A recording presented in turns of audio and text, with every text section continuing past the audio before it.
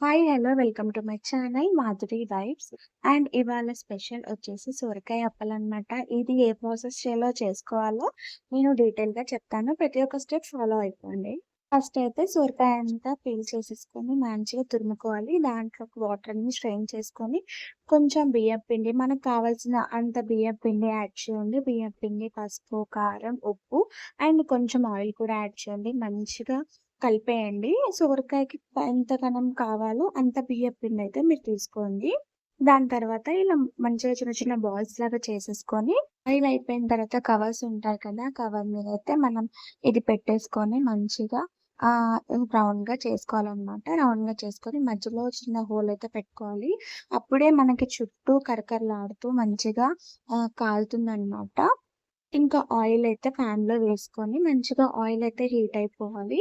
మంచిగా హీట్ అయిపోయిన తర్వాత దాంట్లోకైతే వేసేయండి. మంచిగా ఒక 5 లో ఫ్లేమ్‌లో పెట్టేసుకొని 2-3 మినిట్స్ అయితే కాల్చేసుకోండి. చాలా క్రిస్పీ అండ్ చాలా టేస్టీగా ఉంటుంది. అండ్ ఇంకొక మంచి టిష్యూ పేపర్ మీద వేసేయండి. చాలా బావుంటది. ఒకసారి